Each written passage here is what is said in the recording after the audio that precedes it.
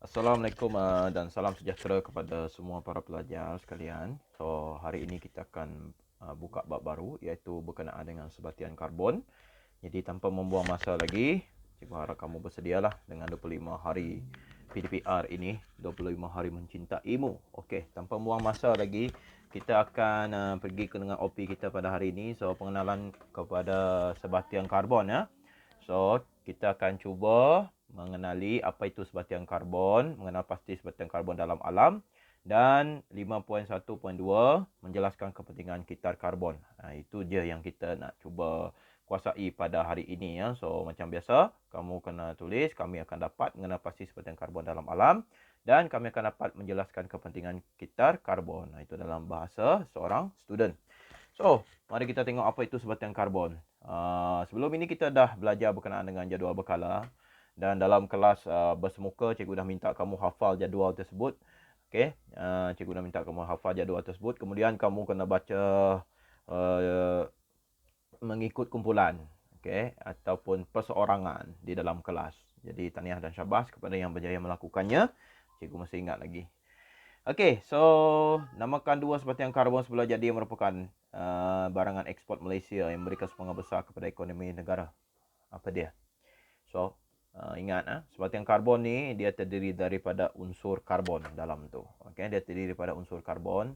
Sebatian menunjukkan banyak unsur bergabung. Okey, dan salah satu unsur tu adalah sebatian. Okey, apakah keistimewaan buah kelapa sawit berbanding dengan bahan lain seperti kacang soya sebagai sumber minyak masak? Di Malaysia kita menggunakan minyak sawit, okey, dan bukan kacang soya. Okey, kenapa kita tak pakai kacang soya sangat seperti yang berada di negara luar? Kenapa? Okey, itu adalah persoalan-persoalan yang kamu perlu jawab nanti. Okey, so bulletin science yang cikgu bacakan di sini berdasarkan sumber daripada ASRL Global Monitoring Laboratory, GML of the National Oceanic and Atmospheric Administrations. Komposisi gas rumah hijau termasuklah karbon dioksida dalam atmosfera masih meningkat. Sehingga kini usaha daripada Badan Global seperti Pertubuhan Bangsa-Bangsa Bersatu PBB sehinggalah ke peringkat individu masih belum berjaya menangani isu karbon dioksida ini. Okey, karbon dioksida, the reason kenapa negara, kenapa dunia kita rasa begitu panas sekarang ini. Semakin tinggi kadar ataupun peratusan karbon dioksida di luar sana, di atmosfera, semakin panas keadaan di muka bumi dan benda ini perlu dikawal kerana salah satu implikasi yang paling besar adalah pencairan glacier, pencairan ais di kutub utara dan juga kutub selatan. Jadi ini menyebabkan peningkatan paras air di dalam lautan, menenggelamkan pulau-pulau dan akhirnya mungkin bakal menenggelamkan kita juga. Jadi ini adalah isu besar sekarang ni, isu global bukan kita saja. So kita balik kepada OP kita.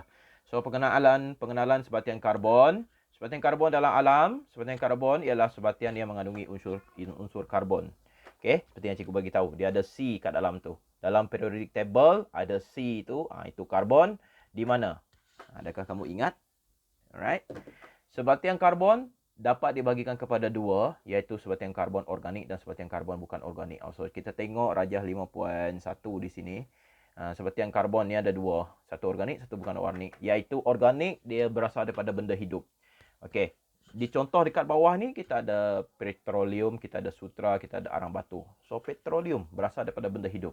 Petroleum adalah seperti yang cikgu cerita kepada kamu sebelum ini, terhasil daripada tekanan yang tinggi bangkai-bangkai haiwan, okey, yang berada di dasar laut, tekanan yang tinggi sebab dia dihempap oleh batu, dia ada lapisan-lapisan di atasnya, so tekanan dia tinggi menyebabkan terbentuknya petroleum ini. Jadi cecair petroleum terhasil daripada bangkai-bangkai haiwan tersebut yang berjuta-juta tahun dahulu. Alright.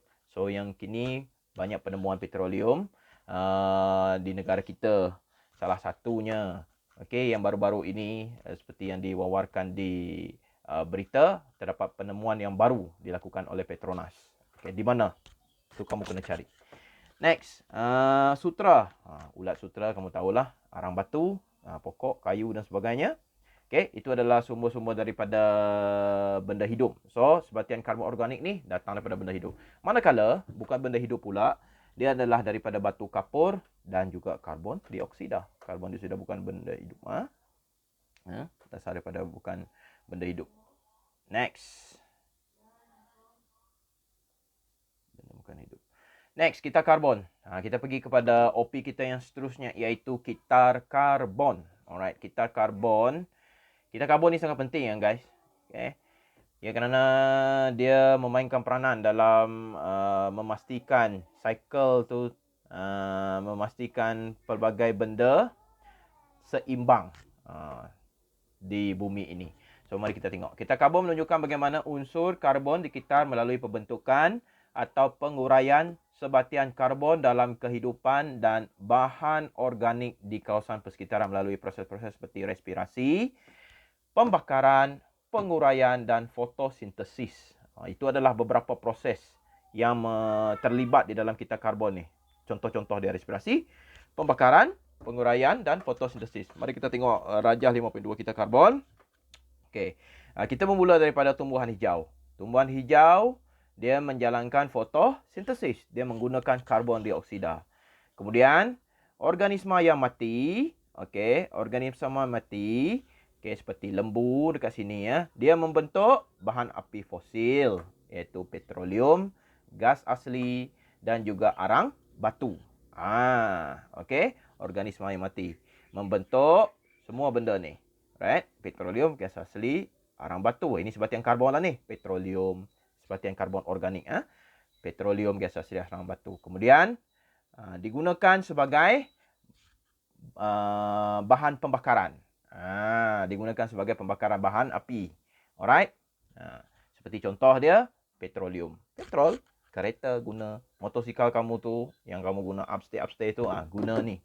Guna petroleum. Alright? Kemudian, pembakaran bahan api, of course, dia akan menghasilkan karbon monoksida.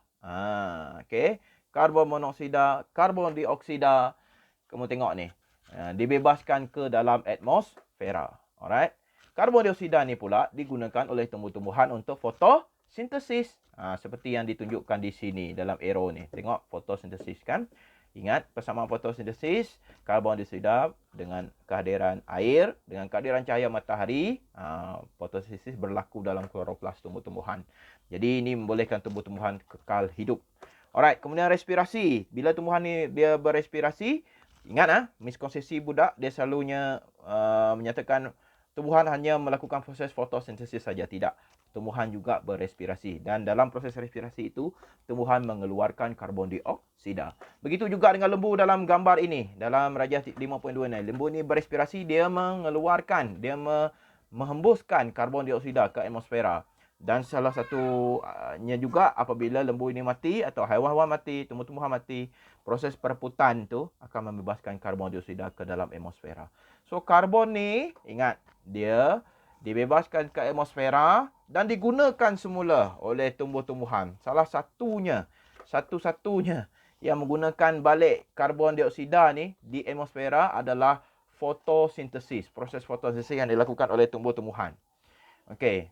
Jadi, itu menunjukkan betapa pentingnya tumbuh-tumbuhan yang berada di sekitaran kita untuk mengurangkan peratusan karbon dioksida di atmosfera. Tanpa tumbuh-tumbuhan ini, bilangan karbon dioksida ataupun peratusan karbon dioksida meningkat dengan sangat banyak dan menyebabkan ketidakseimbangan karbon di bumi. Alright, next. Okay. Kita pergi ke sini. Karbon dioksida dibebaskan ke atmosfera melalui 3 proses utama. Satu, respirasi. Cikgu nyatakan sebentar tadilah. Cikgu bercakap sekarang ni pun cikgu huha-huha ni selagi masih hidup, selagi itulah cikgu berespirasi, kamu pun sama. So karbon dioksida dibebaskan ke atmosfera di sekeliling kita. Alright. So melalui respirasi semua hidup termasuklah haiwan, tumbuhan dan mikroorganisma. Pembakaran. Okey. Ini disebabkan kerajaan menyarankan jangan melakukan pembakaran terbuka. Benda ni lah. Pembakaran bahan api fosil membebaskan karbon dioksida ke atmosfera. Fenomena semula jadi seperti letusan gunung berapi. Pembakaran hutan juga membebaskan karbon dioksida ke dalam atmosfera. Okey, asap daripada pembakaran petroleum, okey, seperti yang karbon organik tadi. Kemudian asap daripada pembakaran hutan. Okey, asap-asap inilah yang menambahkan kuantiti ataupun peratusan karbon dioksida di atmosfera bumi. Okey, penguraian apabila kita mati. Haiwan-haiwan mati, organisma hidup mati. penguraian. Proses penguraian berlaku. Semasa proses perebutan oleh bakteria dan kulat pengurai, karbon dioksida dibebaskan ke atmosfera. Alright. Ini dia. Ini adalah fotosintesis. Ini adalah ringkasan fotosintesis. Di mana seperti yang cikgu nyatakan sebentar tadi, karbon dioksida diserap daripada udara oleh tumbuhan hijau untuk menjalankan proses fotosintesis. Kepentingan fotosintesis ni. Alright.